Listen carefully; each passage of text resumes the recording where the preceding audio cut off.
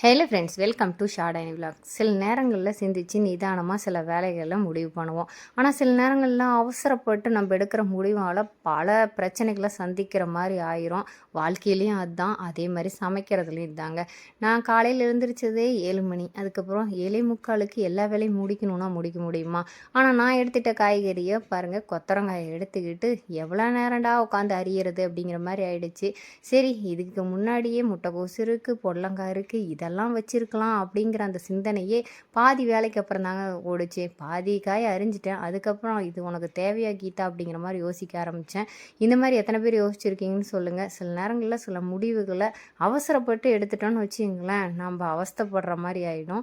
சரி, ஒரு வழியாக இந்த பக்கம் சாதமும் வடிக்க வேண்டிய சுச்சுவேஷனு. சரின்னு சொல்லிட்டு சாதத்தையும் ரெடி பண்ணிவிட்டு கொத்தரங்காயும் இந்த பக்கம் அரிஞ்சிட்டு நம்ம முடிச்சுக்கலாமா, அடுத்தது வேற காய் அறிய ஆரம்பிச்சிடலாமான்னு யோசிக்கும்போது வேண்டாம் வேண்டாம், பாதி தூரம் வந்துட்டோம், மறுபடியும் ஃபஸ்ட்லேருந்து ஆரம்பிக்கிறது இன்னும் லேட் ஆகும்னு சொல்லிட்டு நானே ஃபாஸ்ட்டாக செய்ய ஆரம்பிச்சிட்டேன். இந்த மாதிரி எத்தனை பேர் செஞ்சுருக்கீங்கன்னு சொல்லி கீழே கமெண்ட் பண்ணுங்கள். ஒரு வழியாக சாதம் வடிச்சிட்டு குழம்பு, சாம்பார், ரசம் எல்லாமே வச்சு முடிச்சிட்டேங்க.